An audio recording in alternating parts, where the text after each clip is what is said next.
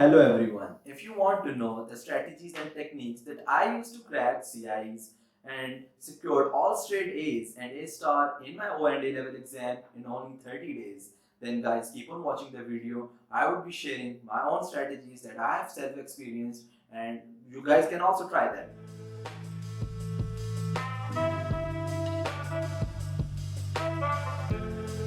तो गाइस पहले पॉइंट की जाने पड़ते हैं which is the importance of last 30 days. इससे पहले कि हम इस पॉइंट के ऊपर मूव करें, मैं आपको बताना चाहूँगा 3 टाइप ऑफ स्टूडेंट्स होते हैं जो पूरा साल नहीं पढ़ते। एक मेरी तरह जो कि क्लासेस सारी अटेंड कर लेते हैं, थोड़ा बहुत नॉलेज भी गेन कर लेते हैं, पार्शियल असाइनमेंट्स करके सबमिट भी करा देते हैं।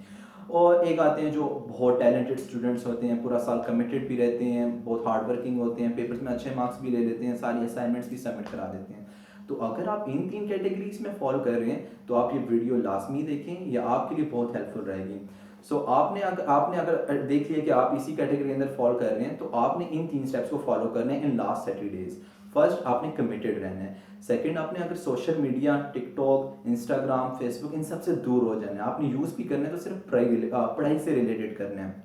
एंड लास्टली जो थर्ड पॉइंट है वो ये है कि आपने जो है जनाब अपना एक टाइम टेबल बना लेना है। उसी टाइम टेबल के हिसाब से आपने ज़्यादा फोकस करना है स्टडीज़ के ऊपर। देखें, आपने पूरा साल नहीं पढ़ा, आपने बहुत कम पढ़ा और अभी आखिरी 30 डेज़ के अंदर आप बहुत ज़्यादा मेहनत कर रहे हैं, आप अपना ग्रेड जो है वो 2 लेवल जंप भी करवा देते हैं। या अगर आप ज़्यादा मेहनत करेंगे तो it can even go 4 level, आप 4 लेवल ग्रेड अपना जंप करा देंगे। तो ये है कि इसका फ़ायदा क्या होगा कि आप इसके बाद जब आपका रिजल्ट आ जाएगा, अच्छा होपफुली इंशाल्लाह आ जाएगा, तो उसके बाद देखें अगले साल आपको कोई तंग नहीं करेगा, कोई आपको ताने नहीं देगा।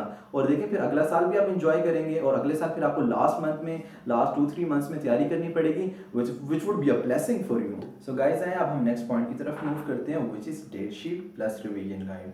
तो गाइज डेट शीट का बेसिकली मकसद ये बताने का कि काफ़ी मेरे भी बैचमेट्स हैं जो कि जिनको पता है इन्होंने ये सब्जेक्ट्स देने हैं, वो रैंडमली कोई सब्जेक्ट उठा के पास पेपर करने लग जाते हैं। ये अप्रोच टारगेटेड नहीं है और इसका कोई फ़ायदा भी नहीं है।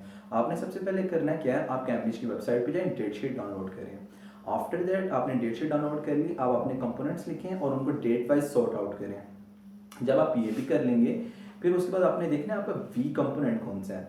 आपको वी कंपोनेंट आइडेंटिफाई कैसे करेंगे, ज़्यादातर लोगों को तो नेचुरली ही पता होता है कि यार उनका फॉर एग्जांपल मैथ पेपर उनको मुश्किल लगता है, उनको केमिस्ट्री पेपर, अकाउंट पेपर, ज़्यादातर बच्चों को ये मुश्किल लगता है। तो अगर आपको नेचुरली पता है तो काफ़ी ईजी आपके लिए है।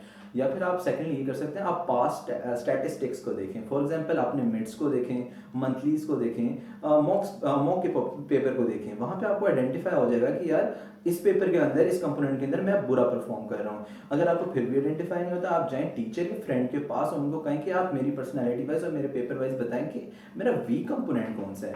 चले आपने मैं कह देता हूँ कि आपने अपना आइडेंटिफाई कर लिया वीक कंपोनेंट कौन सा है और उसका एग्जाम सबसे पहले भी आ रहा है। अब इस पूरे प्रोसेस को करने का फ़ायदा यह है कि देखें आपका जो सबसे पहला पेपर है और उसमें आप सबसे ज़्यादा वीक भी हैं, अगर आप उसमें जाके अच्छा परफॉर्म कराते हैं तो आपका कॉन्फिडेंस बिल्डअप होगा और ये कॉन्फिडेंस आपको इतना फ़ायदा देगा कि आपका जो अगले आने वाला पेपर है आप उसमें बहुत ज़्यादा अच्छा परफॉर्म कर सकते हैं।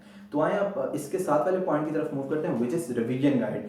आपने एक अपना कंपोनेंट जो है वो अपना चूज़ कर लिया है, अब आपने उसकी रिवीजन करनी है।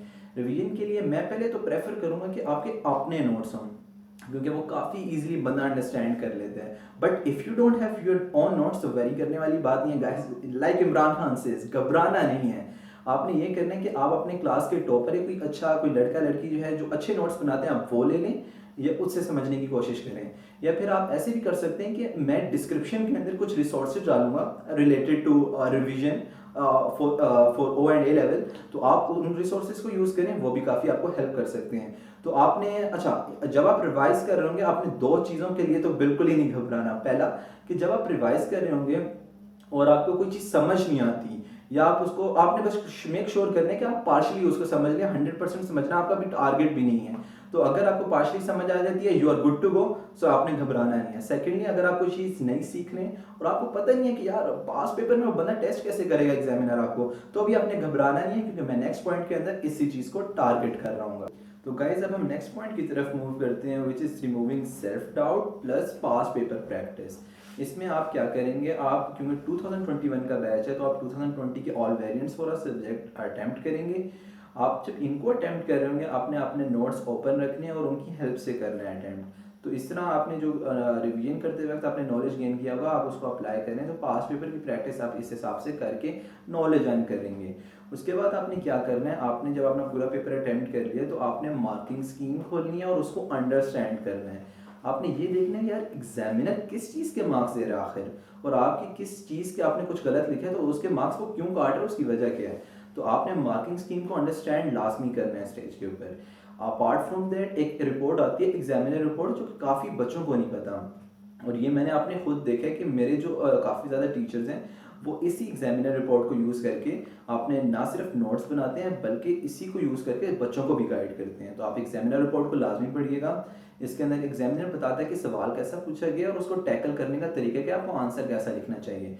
तो आप इसको लाजमी देखें। आई एम अगेन एम्फसाइजिंग, ये काफ़ी इंपॉर्टेंट फीचर है और आपने इसको भूलना नहीं है। तो गाइस आए अब हम अपने fourth point which is the very crucial point of our whole YouTube content which is weakness analysis plus improvement. अगर आपने 2020 के ऑल वेरिएंट्स कर लिए तो आप अब आएंगे 2019 के ऑल वेरिएंट्स के ऊपर। फॉर एग्जांपल आपने एक वेरिएंट उठाया, आपने उसका पेपर अटेम्प्ट किए और आपने ये देखें कि यार मैंने 3-4 सवालों के अंदर बुरा परफॉर्म किया है, तो मैं नीचे डिस्क्रिप्शन के अंदर एक पास पेपर टेम्पलेट ऐड कर रहा हूँ। आपने उसको टेम्पलेट को डाउनलोड करना है या गूगल ड्राइव के ऊपर आप उसको यूज़ करें। आपने अपना ईयर लिखना है, जो आपका वेरिएंट है वो लिखना है, आपने क्वेश्चन नंबर लिखना है और किस टॉपिक से रिलेट करें आपने वो भी लिखना है। फॉर एग्जाम्पल आपने एक पास पेपर अटैम्प्ट किया, अटैम्प्ट करने के बाद आपने देखा कि यार ये सवाल आपका गलत हुआ है या फिर आपने इसको सही अंडरस्टैंड नहीं किया और या उसमें आपके कम मार्क्स आए हैं, तो आपने ऐसे करना है पास पेपर करने के बाद उस टॉपिक को रिवाइज करना है और उसने उसी सवाल को उसी वक्त बैठ के आपने री अटैम्प्ट करना है। जब आप री अटैम्प्ट कर रहे होंगे, फॉर एग्जांपल आपने री अटैम्प्ट किया और आपका स्कोर आया 3/4, 4 मार्क का क्वेश्चन था, आपका 3 आंसर आपका बेसिकली स्कोर बना है। तो आपने ये देखना है कि अंडरस्टैंडिंग परसेंटेज कितनी बनी, 75%। या आपने जाके पास पेपर टेम्पलेट में लिख लेना है। इसका फ़ायदा ये होगा कि आप अब ना सिर्फ अपने वीक एरियाज़ को हाईलाइट कर रहे हैं, उनका रिकॉर्ड बना रहे हैं, बल्कि साथ साथ आप उन वीक एरियाज़ को इम्प्रूव भी कर रहे हैं। आफ्टर दैट आपको मैं एक और पॉइंट हाईलाइट करते चलूँ कि काफ़ी लोगों को मैंने देखा कि यार 10 साल के पास पेपर कह रहे होते हैं। यार खुद सोचो 10 साल के पास पेपर क्या करोगे क्या इतना करके। तो इससे बेहतर ये नहीं कि आप 3 साल के ऑल वेरिएंट्स उठाओ, उनमें से सब वेरिएंट को आप कंप्लीटली अंडरस्टैंड करके पेपर करो, वीक एरियाज को हाईलाइट करो, उन पे ऊपर काम करो। आई कैन गारंटी यू, मैंने खुद भी इंप्लीमेंट किया, मेरे काफ़ी दोस्तों ने भी इंप्लीमेंट किया, उसी में एज और ए स्टार आ जाते हैं। तो गाइस फिफ्थ पॉइंट की तरफ मूव करते हैं, which is what to do on the day before exam.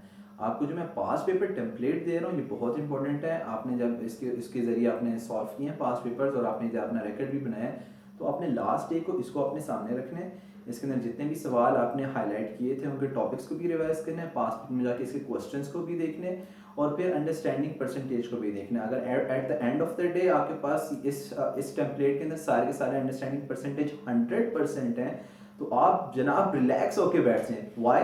क्योंकि आपने अपने सारे वीक एरियाज ना सिर्फ हाईलाइट किए हैं बल्कि उनको फुली इंप्रूव कर दिए हैं। तो आप रिलैक्स हो जाएं, कॉन्फिडेंट होकर पेपर देने जाएं, इंशाल्लाह आपका ग्रेड बहुत अच्छा आएगा। तो guys sixth and final point की तरफ मूव ऑन करते हैं, which is basically the general pass paper tips plus the ideal mindset.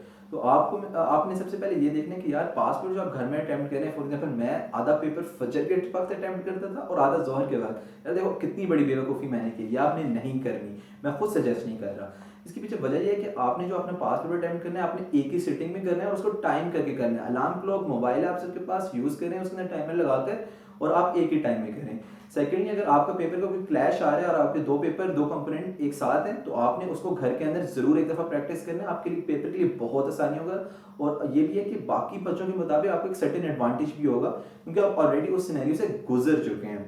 Lastly, अगर आपका कोई पेपर रमज़ान में, तो आपने ज़रूर उसको ट्राई करना है खाली पेट।